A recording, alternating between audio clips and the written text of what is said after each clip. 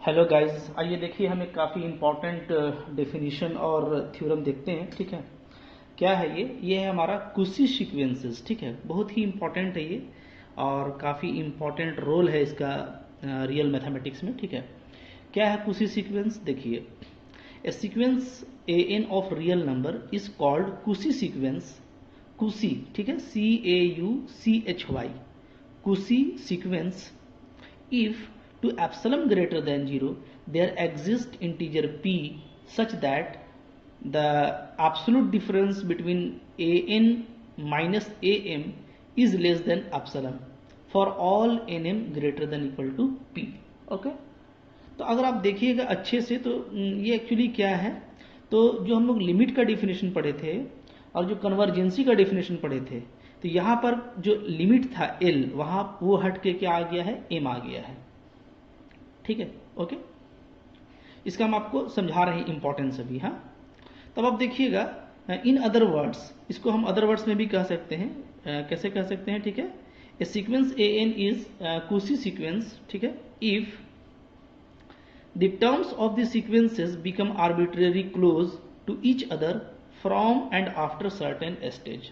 ठीक है, मतलब कि इसी बात को लिखा हुआ है कि कोई भी सीक्वेंस कुशी कब होगा, जब वो सीक्वेंस का जो फ्लो है, जो सीक्वेंस का बहाव है, वो क्या होगा, उनके जो आपस के टर्म्स हैं वो बिल्कुल क्लोज होने लगेंगे। ठीक है, तो देखिए मैं आपको यहाँ पे समझा रहा हूँ। ठीक है, उसी सीक्वेंस को, जैसे देखिए मान लीजिए मेरा सीक्वेंस का लाइन है। ठीक है, मतलब कि ये सारे वैल्यूज हैं आपके A1, ठीक है, A2, A3, A4, A5। ठीक है, ऐसे होते होते क्या हो जाता है कि इसका एक स्टेज आता है ना। ठीक है, एक इंटीजर आता है, कौन? P आपका एक इंटीजर आ गया, या बोलिए एक नेचुरल नंबर आ गया P। ठीक है, तो इस P के बाद जो भी वैल्यू मिलता है, ठीक है, जैसे मान लीजिए AP मिल रहा है, या हमको क्या मिल रहा है, AP+1 मिल रहा है। ठीक है, जो भी वैल्यू हमको आपस में मिलेगा, तो ये क्या होगा, ये बिल्कुल क्लोज हो जाएगा। ठीक है, तब के जो गैप है ना इनका, वो बहुत आपस में क्या हो जाएगा, खत्म हो जाएगा। जैसे इस तरह का जो गैप था, ये गैप बिल्कुल ही मिट जाता है। ठीक है, तो इसी तरीके से अगर कोई भी दो हम बात करते हैं AN और AM का आफ्टर दिस स्टेज, तो AN और AM हमको क्या होगा, एक ही जगह नजर आएगा, बहुत कम उनके बीच में गैप होगा। ठीक है, तो यानी क्या, यानी कि ये जो सीक्वेंस है वो क्या हो गया, कन्वर्ज हो जा रहा है। तो कुशी में क्या डिफरेंस है कि ये जो यहाँ पे एल होता था, ठीक है, जहाँ पे एल होता था वहाँ पे AM आ गया है। तो आप समझिए कि इसका मतलब है कि एल जो था ना पहले, वो एल कोई भी रियल वैल्यू हो सकता था, लिमिट। ठीक है, क्योंकि आप जानते हैं कि लिमिट आपका सेट का ही पॉइंट हो, ये कोई जरूरी नहीं है। ठीक है, तो लिमिट वो कुछ भी हो सकता था पहले, लेकिन अभी जो यहाँ पे AM आ गया है एल के जगह पे, ठीक है, जो अभी हम AM ले रहे हैं, तो जाहिर सी बात है कि ये AM इसी का एक एलिमेंट है, चूंकि A1, A2, A3 इसी पैटर्न में लिखा हुआ है AM, तो n का वैल्यू m रखने के लिए AM, तो यानी अब जो लिमिट है वो क्या है, वो डेफिनेटली इसी सीक्वेंस कौन सा है आपका, AN, इसी का एक पॉइंट है। तो यही कुशी का इंपॉर्टेंस है कि कुशी का कहना है कि जो सीक्वेंस कन्वर्जेंट होता है, तो वो अपने ही किसी पॉइंट को लिमिट बना करके कन्वर्ज करेगा। यानी एक जनरल सीक्वेंस का कोई भी कन्वर्जेंट लिमिट होता है कि एक सीक्वेंस आपका उस लिमिट पे कन्वर्ज हो रहा है। ठीक है, तो ऐसा सीक्वेंस जो अपने ही किसी एक वैल्यू को लिमिट मान करके कन्वर्ज होने लगे, ठीक है, वो क्या हो जाएगा, वो आपका कुशी सीक्वेंस हो जाएगा। यानी ये स्पेशल तरह का सीक्वेंस हो जाएगा जिसका जो लिमिट वैल्यू है सीक्वेंस का, वो उसी का कोई एक पॉइंट है, आफ्टर ए स्टेज सारा जो वैल्यू है सीक्वेंस का वो उसी पॉइंट के करीब होने लगेगा। ठीक है, तो आपको डिफरेंस समझ में आ गया कि एल के जगह पर AM है। तो अब आप याद कीजिए कि ये तो एक बड़ा प्रॉपर्टी हो गया, ये तो कंप्लीटनेस का प्रॉपर्टी हो गया। कि कंप्लीटनेस का प्रॉपर्टी क्या था कि जो लिमिट है, यानी जो लीस्ट अपर बाउंड है या ग्रेटेस्ट लोअर बाउंड है, जो लिमिट वैल्यू है, वो क्या है, वो सेट का ही एक पॉइंट है। जैसे यहाँ पे AM लिया गया है, तो यानी कि ये एक तरह से बता रहा है ना कि जो सीक्वेंस ऑफ रियल नंबर होता है वो क्या होता है, वो कंप्लीट होता है, यानी उसमें कंप्लीटनेस का प्रॉपर्टी पाया जाता है। ठीक है, तो अब आपको समझ में आ गया कि कुशी में क्या फर्क है। तो बस थोड़ा सा फर्क है, इसकी वजह से ये काफी इंटरेस्टिंग सीक्वेंस और काफी इंपॉर्टेंट सीक्वेंस बन जाता है कि ये ऐसा सीक्वेंस है कुशी सीक्वेंस जो अपने ही किसी वैल्यू के पास जाकर के कन्वर्ज होता है। क्लियर? ठीक है, तो देखिए अब यहाँ पे एक थ्योरम आ रहा है, वेरी इंपॉर्टेंट थ्योरम है, कुशी जनरल प्रिंसिपल ऑफ कन्वर्जेंसी, जो एग्जाम में काफी बार आ चुका है और फिर आएगा। ठीक है, आप इसको अच्छे से तैयारी कर लीजिएगा। कुशी जनरल प्रिंसिपल ऑफ कन्वर्जेंसी ये क्या है? देखिए इसका स्टेटमेंट है कि एवरी कुशी sequence of real number is convergent sequence. मतलब कि इस तरह का कोई भी सीक्वेंस लेंगे अगर आप जो अपने ही किसी वैल्यू पे कन्वर्ज हो रहा है, यानी अगर आप कुशी सीक्वेंस लेंगे रियल नंबर का, तो वो क्या होगा, हमेशा कन्वर्जेंट सीक्वेंस होगा। ये स्टेटमेंट है, एवरी कुशी sequence of real number is convergent. मतलब कि अगर कुशी सीक्वेंस है तो आपको कुछ सोचने का जरूरत नहीं है, आप डायरेक्ट क्या बोल दीजिएगा उसको कि ये कन्वर्जेंट है। ठीक है, इसको ऐसे भी बोल सकते हैं, that is the system of real number R is complete. ठीक है, जो सिस्टम ऑफ रियल नंबर है वो क्या है, आपका कंप्लीट है। ओके, सीक्वेंस में भी। ओके, अच्छा, लेकिन जो ज्यादा इसका इंपॉर्टेंट है मतलब कि स्टेटमेंट जो ज्यादा पूछता है एग्जाम में, वो ये नीचे वाला। ठीक है, ये ज्यादा इंपॉर्टेंट है, नीचे वाला स्टेटमेंट। ये क्या है? ये है, a sequence a n of real number is convergent if and only if it is Cauchy sequence. क्या कह रहा है कि अगर आपको किसी सीक्वेंस का कन्वर्जेंसी चेक करना है तो आप ये चेक कर लीजिए कि वो कुशी है कि नहीं। अगर वो कुशी सीक्वेंस होगा तो क्या हो जाएगा, डेफिनेटली वो कन्वर्जेंट होगा। तो हम इसको प्रूफ करेंगे। ठीक है, एग्जाम में ये कई तरीके से पूछा जाता है, आपको ध्यान रखना है। आपको जनरली स्टेट एंड प्रूफ कुशी जनरल प्रिंसिपल ऑफ कन्वर्जेंसी भी कह के पूछता है, या आपको ये नीचे वाला स्टेटमेंट दे करके पूछेगा। ठीक है, इसमें नेसेसरी पार्ट भी होगा और सफिशिएंट पार्ट भी होगा। हम लोग दोनों पार्ट को प्रूफ करेंगे। पहले हम लोग क्या लेंगे, पहले हम लोग सपोज कर लेंगे कि ये एक जो है आपका कन्वर्जेंट सीक्वेंस है, तो हम लोग दिखाएंगे कि ये कुशी भी होगा, और कन्वर्सली फिर हम लोग इसको कुशी ले लेंगे और फिर ये दिखाएंगे कि ये कन्वर्जेंट जरूर होगा। ठीक है, तो ये एक तरह का रिजल्ट है जो आपको काफी स्ट्रांगली याद रखना है। हम लोग इसको काफी यूज करेंगे, आपके आगे लाइफ में भी काफी यूज होगा। ठीक है, कि अगर किसी सीक्वेंस का कन्वर्जेंसी का बात करना है तो सिर्फ ये दिखा दीजिए कि वो कुशी है। और कुशी का मतलब ये होता है कि वो जिस पॉइंट पे कन्वर्ज करेगा, उसका जो लिमिट पॉइंट होगा वो उसी सीक्वेंस का कोई एक वैल्यू होगा। ठीक है, आइए इसको प्रूफ करते हैं। ठीक है, देखिए प्रूफ ज्यादा इसका मुश्किल नहीं है, थोड़ा अच्छे से देखिएगा तो आपको अच्छा लगेगा। हाँ, लेट अस फर्स्ट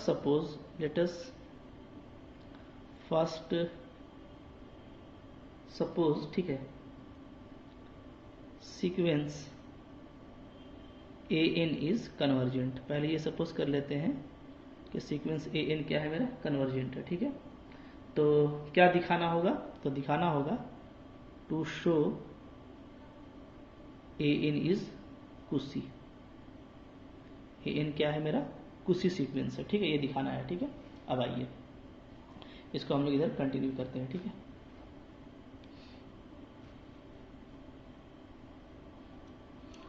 अच्छा, अगर कन्वर्जेंट सीक्वेंस है तो क्या होगा बोलिए। ठीक है, since sequence a n is convergent, ठीक है, hence by definition of convergency क्या होगा बताइए। ठीक है, ये होगा कि इसका एक लिमिट पॉइंट होगा जिस पे ये कन्वर्ज करेगा। ठीक है ना, तो हम लोग क्या लिखेंगे, हम लोग लिखेंगे, ठीक है, there exist a integer p such that for epsilon greater than 0 क्या होगा, जो ए एन है माइनस इसका कोई जो लिमिट है l। ठीक है, क्योंकि कन्वर्जेंट है तो कोई लिमिट होगा l, ये लेस देन क्या हो जाएगा epsilon by 2 for all n greater than equal to p। Clear, ठीक है। अब आप बोलेंगे कि सर यहाँ पे आप एप्सिलॉन बाई 2 क्यों ले लिए, एप्सिलॉन क्यों नहीं लिए, ठीक है। ये सब देखिए रियल एनालिसिस में ये सब एक लॉजिक है, आपको कुछ ही देर में समझ में आ जाएगा, ठीक है। क्योंकि हमको ना एप्सिलॉन प्रूफ करना है तो हम एप्सिलॉन बाई 2 लिए हैं, और कोई हर्ज नहीं है आप epsilon by 2, epsilon by 4, 2 epsilon कुछ भी ले सकते हैं। क्योंकि एप्सिलॉन एक बहुत छोटा क्वांटिटी यहाँ पे ट्रीट किया जाता है, तो एप्सिलॉन बाई 2 भी एक छोटा क्वांटिटी होगा। क्यों लिए हैं ये आपको समझ में अभी बस तुरंत आ जाएगा, ठीक है। बिल्कुल ले सकते हैं, इसमें कोई दिक्कत नहीं है, ठीक है। अच्छा, अब देखिए ये तो हम लोग का हो गया, ठीक है। अब आइए इसको थोड़ा सा आगे बढ़ाते हैं। यहाँ पे हम लोग एक इंटीजर ले लेते हैं n के जगह पे m, ठीक है। क्या लिखेंगे, for n equal to m। अगर हम n के जगह पे m रख दें तो क्या आ जाएगा बताइए, तो आ जाएगा am minus l less than epsilon by 2 for all n या m greater than equal to p, ठीक है। ये मेरा 2 हो गया, ठीक है। तो जैसा 1 आया था वैसा ही 2 आ गया है। अब हमको क्या करना है, नाउ अब आप निकालिए an माइनस am जो कुशी का पार्ट है, ठीक है।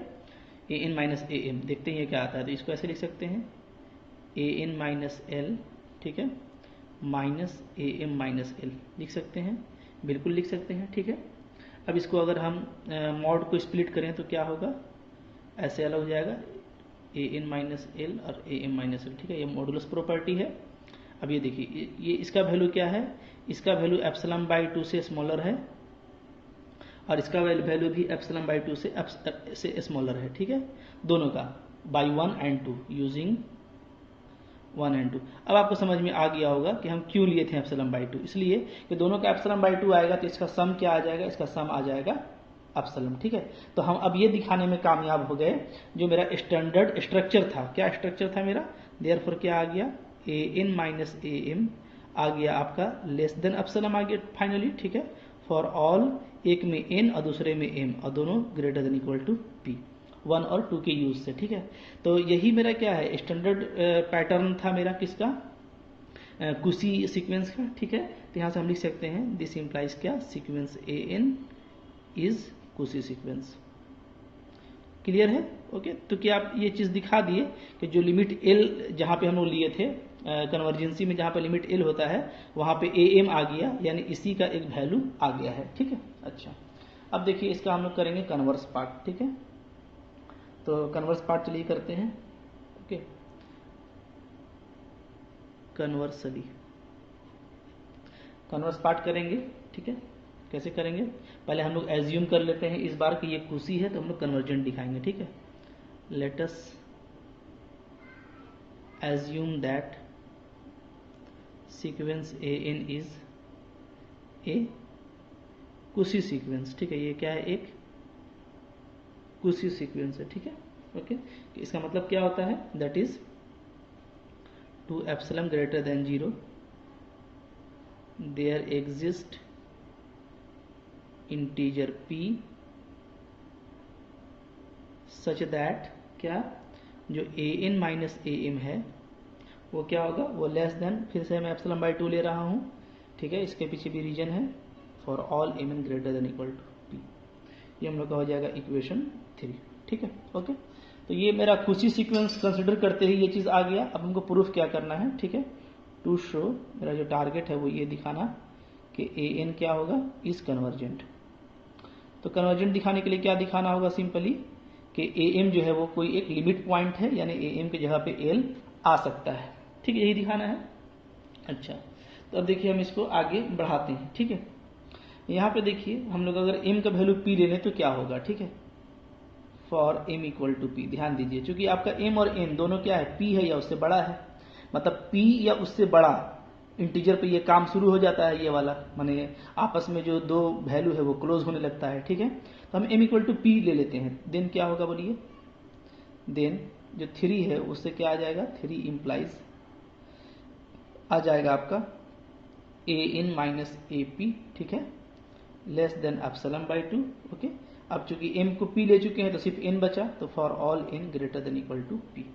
क्लियर है, ठीक है। इसको आप ले लीजिए इक्वेशन 4 ले लीजिए, ठीक है, ओके। अच्छा, आइए अब और आगे बढ़ाते हैं। इसके बाद तो अब देखिए हमको इसको कन्वर्जेंट साबित करना है ये, ठीक है। तो इसका मतलब है कि हमको जो है साबित करना है कि यहाँ पे एक लिमिट पॉइंट एल होगा, ठीक है। तो इसको कैसे आगे बढ़ाएंगे, देखिए हम यहाँ से चल रहे हैं, ठीक है, इसके आगे से इसको हम कैसे लिख सकते हैं, ठीक है। इसको हम लिख सकते हैं minus epsilon by 2 less than a n minus a p less than epsilon by 2, ठीक है।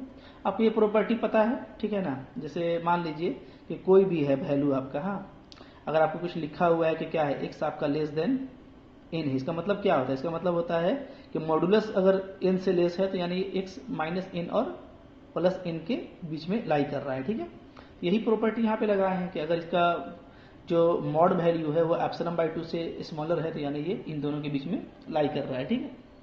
अच्छा, यहाँ से देखिए, यहाँ से क्या हो जाएगा, ए पी को इधर ले आइए, तो ए पी माइनस एप्सिलॉन बाई 2 इधर आ गया लेस देन ए एन, और फिर ए पी को इधर, मतलब ऐसा कह सकते हैं कि अब हम लोग जो ये साइड था, इच साइड हम लोग ए पी को ऐड कर दिए, तो यहाँ भी ए पी, यहाँ ए पी हट गया, यहाँ ए पी, ठीक है, ऐसे आ गया, ओके। अब इसको भी आप 5 ले लीजिए, हाँ, इसका मैं यूज करूंगा, ठीक है। ये इक्वेशन क्या हो गया 5, ठीक है। थोड़ा सा आपको तो प्रैक्टिस और रिवीजन करना पड़ेगा क्योंकि एक वे है प्रूफ करने का, ठीक है। आगे चलिए, चलते हैं हम लोग।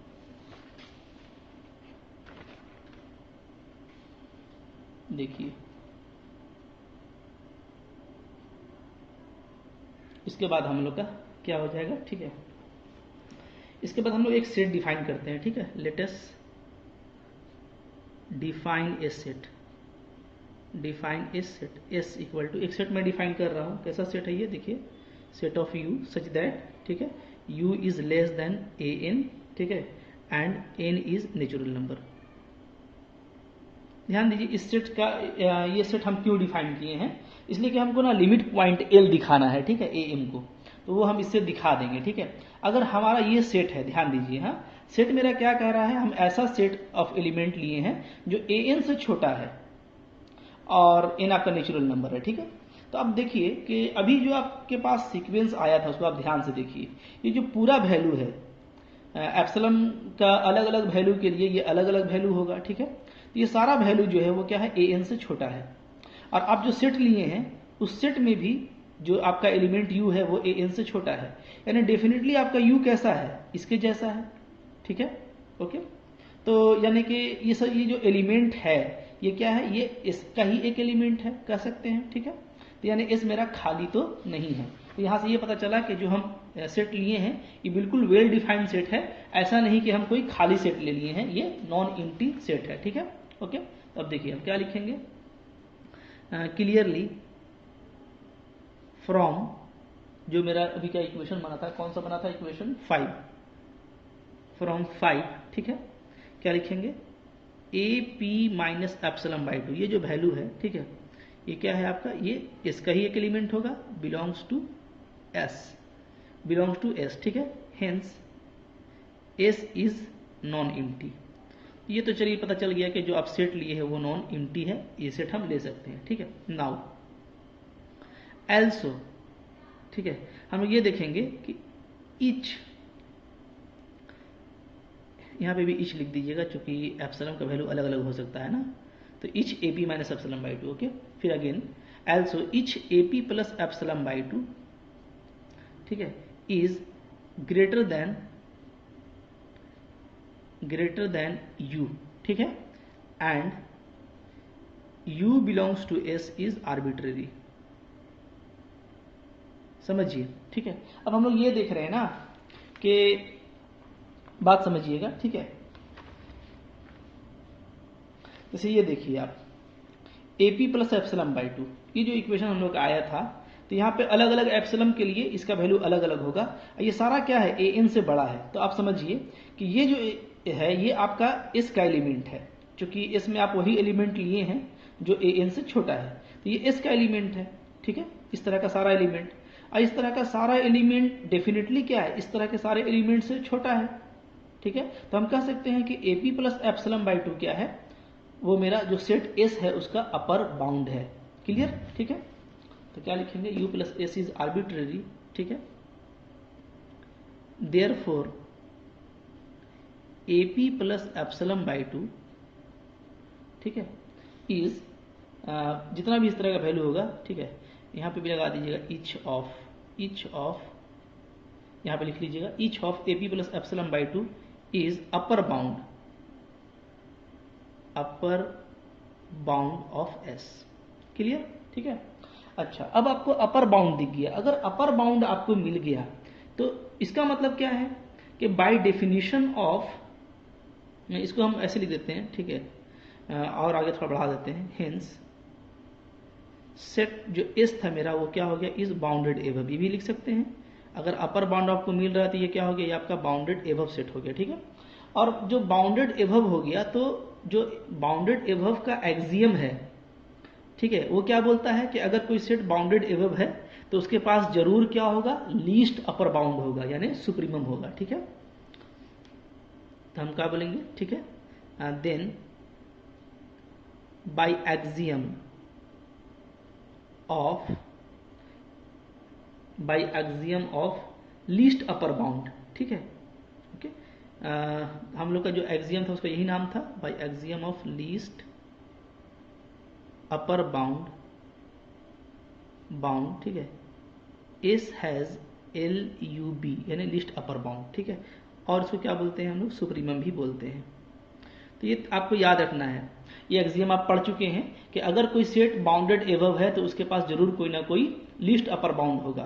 तो यहाँ पे हम उसी एक्सियम का यूज कर रहे हैं कि अगर मेरा सेट एस बाउंडेड एबव हो गया है, यानी इसके पास अगर अपर बाउंड है तो इसके पास जरूर कोई ना कोई लिस्ट अपर बाउंड होगा। ठीक है, अब सपोज कर लेते हैं, ठीक है, लेट LUB जो है सेट एस का वो क्या है, L है।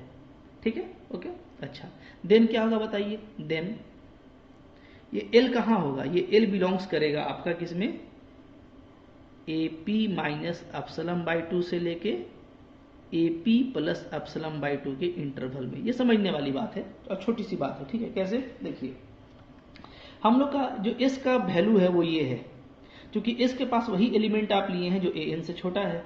ठीक है, तो ये सब सारा S का एलिमेंट है, और S का जो अपर बाउंड है वो ये है। ठीक है, तो जो लिस्ट अपर बाउंड है वो डेफिनेटली इन दोनों के बीच में होगा, क्योंकि ये अपर बाउंड है। तो अपर बाउंड का लीस्ट वैल्यू, सबसे छोटा वैल्यू जरूर क्या होगा, इधर आएगा, इस तरफ आएगा। तो इस तरफ आने का मतलब क्या है कि वो इसके और इसके बीच में कहीं पर होगा। ठीक है, तो वहीं पे लिखे हैं कि L जो है जरूर मेरा बिलोंग करेगा इस इंटरवल में। ठीक है, अच्छा, अगर इसमें करता है तो इसका मतलब क्या, इसका मतलब है कि AP माइनस L ये क्या हो जाएगा, ये हो जाएगा आपका लेस देन एप्सिलॉन बाई 2। कितना इक्वेशन बना था हम लोग का, इक्वेशन बना था 5, ये बन गया आपका 6। ठीक है, आप इसको खोलेंगे ना तो वही चीज आ जाएगा। ठीक है, ओके, जैसे अगर आप इसको खोल के देखते हैं तो वही चीज आ जाएगा। आप इसको खोल के देख सकते हैं, मैं यहाँ पे खोल देता हूँ। ठीक है, जैसे इसको खोलेंगे तो क्या हो जाएगा, माइनस एप्सिलॉन बाई 2 से आपका AP minus L epsilon by 2 तक। ठीक है, फिर आप क्या कीजिए, आप AP जो है वो जैसे हम लोग क्या करें ना कि देखिए, यहाँ पे तो थोड़ा समझने के लिए हम आपको बता दे रहे हैं, ज़्यादा इजी होगा, क्योंकि ये हम क्या लिए हैं, यहाँ पे हम लिए हैं मॉडुलस डिफरेंस। ठीक है, तो आपको पता है कि AP माइनस L का एब्सोल्यूट डिफरेंस या L माइनस AP ये दोनों एक ही चीज़ होता है। पहले तो ये बात याद रखिए। ठीक है, क्योंकि मॉडुलस में कोई फ़र्क नहीं होता है। तो अगर इसको यूज़ कीजिएगा कि ये एप्सिलॉन बाई 2 से छोटा है, तो यहाँ से जल्दी इजी होगा आपको, epsilon by 2 L minus AP और फिर इधर एप्सिलॉन बाई 2। ठीक है, अब फिर आप सारे टर्म में AP ऐड कर दीजिए तो क्या आ जाएगा, तो आ जाएगा AP माइनस एप्सिलॉन बाई 2, फिर इधर L और इधर भी AP प्लस एप्सिलॉन बाई 2, तीनों में AP ऐड कर दिए तो यहाँ पे तो AP कैंसिल हो जाएगा। तो ये आप देख पा रहे होंगे। ठीक है, ओके, तो इसका यूज कीजिएगा तो ये चीज आपको वही आ रहा है कि L क्या है, इन दोनों के बीच में है। यहाँ पे तो हम लिख दिए हैं कि L जो है इस सेट में बिलोंग कर रहा है, यानी इन दोनों के बीच में है। तो इसका मतलब क्या है कि ये जरूर होगा, और अगर ये होगा तो हम मॉडुलस में आपस में वैल्यू को एक्सचेंज कर सकते हैं, ऑर्डर को। तो ऐसे लिख दीजिएगा, क्योंकि मॉडुलस के अंदर कोई फर्क नहीं पड़ता है, वो हमेशा पॉजिटिव रहता है। ठीक है, ओके, क्लियर। तो ये आपको समझ में अब आ गया कि हम इसको ऐसे लिख सकते हैं। अब देखिए, इसको हम इक्वेशन 6 बोल दिए। ठीक है, ओके। अब आइए हम अपना मेन काम करते हैं कि हमको जो प्रूफ करना है, हमको ये प्रूफ करना है कि जो सीक्वेंस an है वो कन्वर्जेंट है, ठीक है। तो हम लोग ऐसा करते हैं, पहले एक इंटीजर चूज कर लेते हैं, ठीक है। लेट r जो है मेरा एक नेचुरल नंबर है, ठीक है, सच दैट कैसा है, r इज इक्वल टू है मैक्सिमम ऑफ पी क्यू। देखिए यहाँ पे दो इंटीजर आ गया है, ठीक है, ओके। एक जैसे यहाँ पे ये जो मेरा इक्वेशन होल्ड किया है, ठीक है ना, तो ये जो होल्ड किया है तो जाहिर सी बात है ये कोई ना कोई एक स्टेज के बाद होगा, तो हम यहाँ पे लिख देते हैं for all p greater than equal to q, ठीक है। ये मेरा रफ पोर्शन है, हाँ। तो अब ये देखिए कि यहाँ पे एक इंटीजर मेरा क्या आ गया है q, और पहले से मेरा इंटीजर चल रहा था क्या p। हम दो इंटीजर को एग्जिस्ट करवाए हैं, ठीक है ना, एक p और एक q, तो दो इंटीजर आ गया। तो हम दोनों इंटीजर के लिए कॉमन पार्ट निकालना चाहते हैं। आप इसको ऐसे समझिए, मैं आपको इसको समझा देता हूं, ठीक है। जैसे हम लोग यहाँ पे दो तरह के, ठीक है, सीक्वेंस को क्या करना चाहते हैं, मर्ज करना चाहते हैं, ठीक है। तो होगा क्या, मैं देखिए यहाँ पे मैं बताता हूँ, ठीक है, क्या करना होगा। देखिए हम लोग स्टार्टिंग में ऐसा बात किए कि हमारे पास एक सीक्वेंस है, ठीक है, जो एक स्टेज p के बाद, यानी एक हमको p नेचुरल नंबर मिलता है, ठीक है। तो हम लोग क्या बात किए थे, मैं आपको दिखा दूं, यहाँ पे जो हम लोग सपोज किए थे ना, ये, ठीक है, हम लोग ये सपोज किए थे कि ये चीज होल्ड करता है, ठीक है, m n greater than equal to p के लिए, और हम एम को फिर p ले लिए थे, और तब मेरा n greater than equal to p बचा था। यानी एक नेचुरल नंबर p है जहां पे m तो वही है, ठीक है, और इसके बाद कोई ना कोई n हम लिए हैं, ठीक है। तो इन दोनों के लिए ये प्रॉपर्टी होल्ड कर रहा था कि am माइनस ए एन, ये क्या था, ये था आपका less than a n minus M P, ठीक है, ए एन माइनस ए पी, ठीक है। ये लेस देन क्या था, ये लेस देन था आपका एप्सिलॉन बाई 2। ये इक्वेशन हम बात कर रहे हैं 4 का, ठीक है, ओके। अच्छा, फिर अभी हमको एक जो रिजल्ट मिला वो हमको ये मिला कि AP minus L, AP minus L जो है एप्सिलॉन बाई 2 से छोटा है, ठीक है, आफ्टर जब P मेरा Q से बड़ा हो जाता है। तो समझिए P तो हमको यहाँ पे मिला, P कहाँ पे मिला, यहाँ पे, ठीक है। अब P जो है एक वैल्यू Q से बड़ा हो जाता है, तो समझिए आप मान लेते हैं ये मेरा Q है, Q belongs to natural number, ठीक है। इधर क्या हो जा रहा है, इधर मेरा P जो है वो Q से बड़ा हो जा रहा है, क्लियर है, ठीक है। तो जब P Q से बड़ा हो जाता है तो हमको एक और रिजल्ट मिल रहा है, क्या, AP minus l less than epsilon by 2, ठीक है। अब इन दोनों का हम यूज करना चाहते हैं, इन दोनों का, ये इक्वेशन 4 था, ये इक्वेशन आपका क्या है 6 है, क्लियर, ठीक है। तो हम क्या करेंगे कि हम, जाहिर सी बात है कि इन दोनों का कॉमन क्या है, ये जितना दूर जाएगा सीक्वेंस उतना आपस में क्लोज होता जाएगा, क्योंकि एक इंटरवल के बाद ऐसा होता है। तो इसके बाद ये हो रहा है और इसके बाद क्या हो रहा है, ये हो रहा है, तो दोनों का कॉमन पार्ट क्या है, यानी ये चूंकि दोनों के बाद हो रहा है, इसके बाद भी, इसके बाद भी, तो ऐसे केस में हम लोग जो इंटीजर चूज करेंगे वो क्या, कि P और Q दोनों में जो बड़ा है उसके बाद, क्योंकि हो सकता है पहले Q आए, क्योंकि हमको P कौन सा इंटीजर है ये पता नहीं है, Q कौन सा इंटीजर है ये पता नहीं है, तो हम लोग तो समझने के लिए लिए ना कि मान लीजिए पहले P आता है बाद में Q आता है, तो ऐसा नहीं हो सकता है पहले Q आए बाद में P आए, तो कोई भी केस हो, तो इसलिए हम R ले रहे हैं, क्या, इन दोनों का मैक्सिमम को, जो बड़ा है, P बड़ा है या Q बड़ा है, दोनों में जो बड़ा है हम उस इंटरवल का बात करेंगे। तो जो भी बड़ा होगा वो बाद में आएगा, ठीक है, जो छोटा होगा पहले आएगा। तो बाद वाले में ये दोनों चीज को हम जोड़ सकते हैं, समझिए, क्योंकि ये इसके बाद शुरू हो गया, इसके बाद ये चीज शुरू हो गया, और इसके बाद क्या हो रहा है, ये चीज शुरू हो रहा है, तो हम इसमें दोनों को नहीं ऐड कर सकते हैं, क्योंकि कॉमन नहीं है, लेकिन इसमें दोनों को हम ऐड कर सकते हैं, इसलिए कि ये इसके बाद ये भी है, इसके बाद ये भी है, ठीक है। तो ये छोटा सा चीज था जो आपको समझा दिए कि क्यों हम लोग यहाँ पे R को ले रहे हैं मैक्सिमम ऑफ PQ, ठीक है, ये लिया जाता है, इसको आप समझ लीजिए अच्छे से।